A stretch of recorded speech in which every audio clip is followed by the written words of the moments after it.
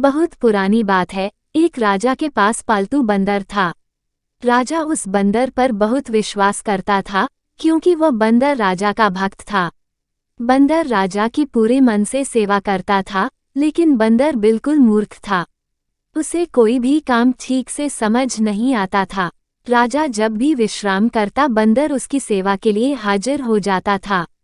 उसके लिए हाथ पंखा चलाता था। एक दिन की बात है, जब राजा सो रहा था और बंदर उसके लिए पंखा झल रहा था, तभी एक मक्खी भिन भिनाते हुए राज के ऊपर आकर बैठ जाती है। बंदर उस मक्खी को पंखे से बार बार भागने की कोशिश करता है, लेकिन मक्खी उड़कर कभी राजा की छाती पर, कभी सिर पर, तो कभी जांघ पर जाकर बैठ जाती थी। मूर्ख बंदर काफी समय तक ऐसे ही मक्खी को भागने की कोशिश करता रहा, लेकिन मक्खी वहां से जाने का नाम ही नहीं ले रही थी। यह देखकर बंदर को क्रोध आ जाता है और वो पंखा छोड़कर तलवार निकाल लेता है।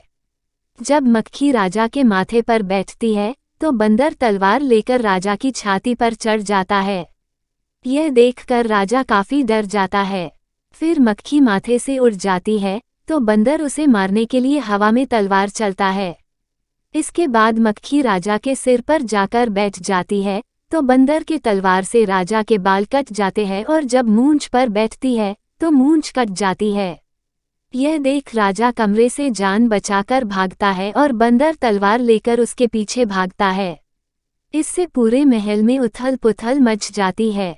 कहानी से सीख। इस कहानी से यह सीख मिलती है कि किसी मूर्ख को ऐसा काम ना सौंपे जो बाद में आपके लिए ही खतरा उत्पन्न कर दें।